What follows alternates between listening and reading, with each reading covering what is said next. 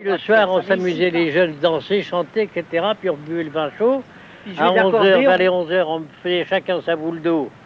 Pour aller coucher. Dans son lit, et puis jusqu'à 9h du matin, on avait encore des cendres pour cuire des pommes de terre en robe des champs.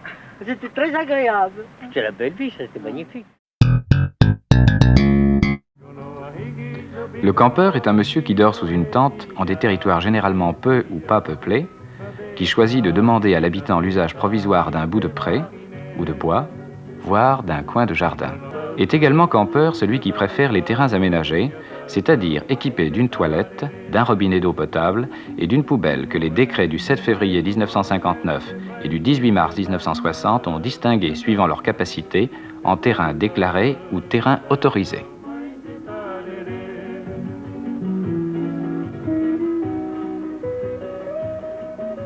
Ne sont pas nécessairement campeurs ceux qui, pour divers motifs, utilisent un matériel de camping comme les soldats, les gitans et les gens du voyage.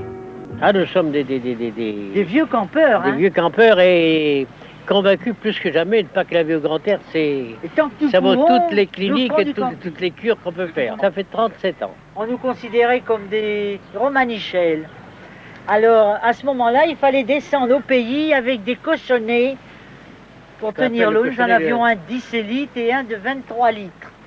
Et alors, on avait de l'eau pour la journée, en même temps, on faisait le ravitaillement. Mais ça avait un avantage qu'on était seul, n'est-ce pas? Naturellement, aujourd'hui, ça ne serait plus prudent, peut-être, de faire ça seul.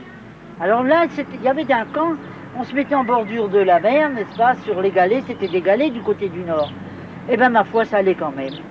Nous étions toujours les mêmes, hein? On se donnait rendez-vous. On allait soit à Elisabethville, hein, soit... On a été partout, on a été dans la forêt de Compiègne, une année à Pâques, n'est-ce pas? Quand on avait fini de monter les tentes, on avait la tente à ce moment-là, il y avait 3 cm de neige sur la tente. On n'a jamais fait un camping aussi beau. Alors le garde, il s'est mis avec nous de la partie, il nous a permis de faire un feu de camp. Et on a fait un feu de camp jusqu'à minuit en buvant le vin chaud. Pendant 8 jours, une semaine. On a joué, après on allait chercher le vin chez lui, il vendait du vin, il vendait une petite épicerie même, c'est au milieu des bois. Et puis le soir, on s'amusait, les jeunes dansaient, chantaient, etc. Puis on buvait le vin chaud. À 11h, vers les 11h, on faisait chacun sa boule d'eau. Pour aller coucher. Dans son lit, et puis jusqu'à 9h du matin. Le matin, on avait encore des cendres pour cuire des pommes de terre en robe des champs.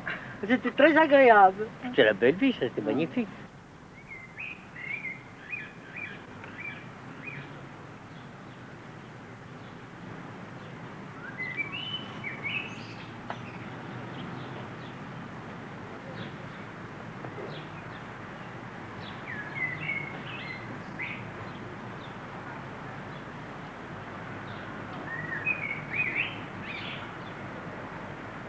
Einen deutschsprachigen Führer zur Verfügung.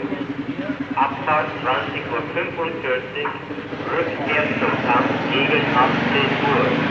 Plätze können jetzt im Büro gebucht werden. Danke. Hallo, hallo. I eftermiddag klockan 15 avgår en buss för ett besök till Paris i passagebelysning. Återkomst klockan 23.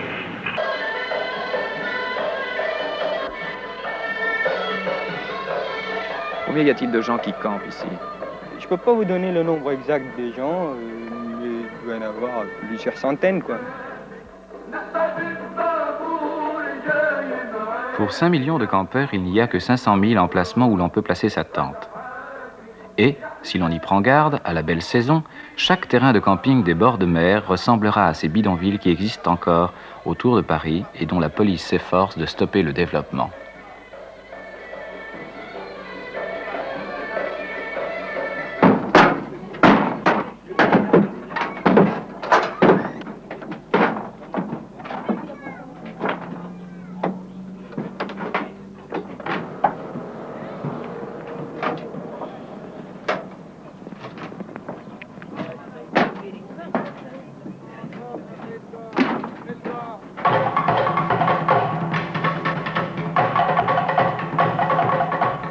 Camping des villes, aliénation, univers concentrationnaire.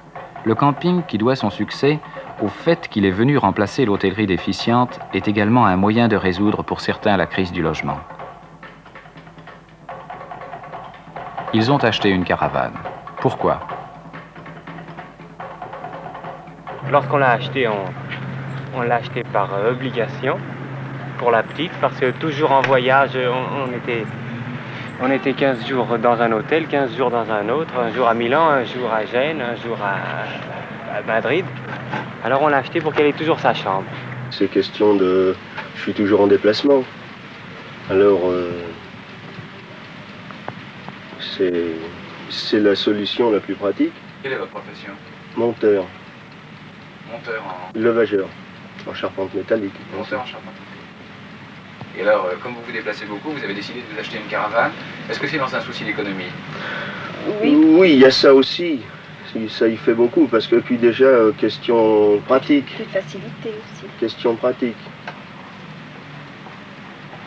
Oui, en quoi est-ce plus économique d'habiter la caravane? Ça évite de payer les chambres d'hôtel qui sont excessivement chères, les garnis. Quelquefois même 2 loyers. On devrait en principe avoir 2 loyers puisqu'on a un pied-à-terre et puis le logement où on se trouve en déplacement. Alors ma foi, comme ça, on n'a plus que la caravane à payer. Ça en fait qu'un. Depuis combien de temps habitez-vous une caravane? 2 ans. Et vous avez une maison à l'endroit où vous habitez normalement, ou vous avez un appartement, ou vous habitez en permanence? Non, on est en permanence en caravane. Il y avait déjà crise d'hôtellerie, du logement. Il y aura bientôt crise du camping. On fourbit les armes. Quand nous aurons notre homologation touriste, nous pourrons encore augmenter nos prix. Et ça, nous les augmenterons encore pour sélectionner la clientèle. Parce que les gens, de plus en plus, veulent avoir des camps propres, avoir des voisins agréables, éviter les piaillements de chacun. Et on évitera, si vous voulez, par là, ce que les gens avaient horreur. Autrefois, c'est que les tentes soient mélangées avec les caravanes mélangées avec les gosses. Et ça, y a pas on y va. Très nettement, il y a une progression. De plus en plus, les gens trouveront des camps sains, aménagés dignement. Ce n'est plus l'appel de la nature. Le campeur solitaire, le campeur qui était amoureux de la nature autrefois, par exemple, je sais pas, moi je n'ai jamais fait de camping, mais enfin j'ai eu des frères qui en ont fait, qui étaient scouts et qui partaient dans des forêts et qui n'auraient pas conçu d'être à 5 km même d'une ville, il fallait qu'ils s'en aillent le plus loin possible. Ça n'existe plus, c'est pas vrai. Même à 20 ans, le campeur est content quand il a une tente à côté où il y a des filles et des garçons pour s'amuser et se retrouver. Les gens se disciplinent d'eux-mêmes. Ils ne se mélangent pas en fait. Les gens savent très bien où ils doivent aller. Nous avions cet hiver des caravaniers qui n'étaient pas pour le terrain de camping de Port-Marly. Ils s'en sont très nettement rendus compte. Ils ne travaillent pas ensemble. Les gens comment est-ce qu'on dit? Les gens s'associent difficilement et se dissocient très facilement. Ils savent très bien là où ils doivent aller. Un terrain de seconde classe, les gens vont parce qu'ils n'ont pas le moyen d'aller ailleurs. Et puis ça les embête d'avoir des caravanes trop belles, ça leur donne des complexes. Et finalement, ça se passe très bien, ça se passe très gentiment et il n'y a pas de problème. Et les camps, plus il y a de monde, plus il y a de l'ambiance, plus les gens aiment ça. En fait, un camp bien bourré et une ambiance folle. Les gens consomment, boivent, s'amusent, ils aiment ça. Le camping, c'est fini. C'est absolument fini, la nature c'est absolument fini. Maintenant ce qu'on recherche c'est l'évasion en caravane et surtout pas la petite maison de campagne stagnante, c'est l'ouverture, c'est les horizons quoi.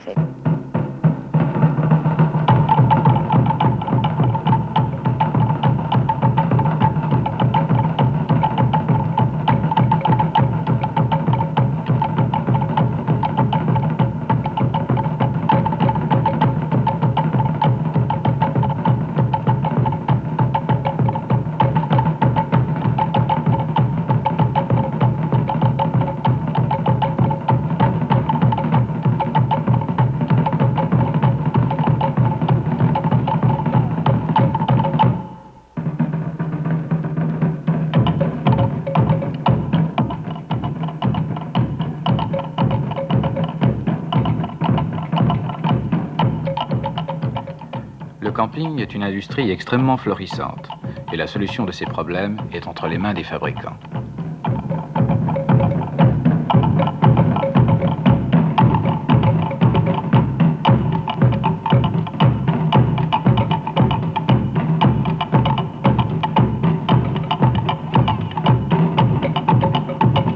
Actuellement, l'industrie du camping devrait se situer aux environs de 80 milliards d'anciens francs par an.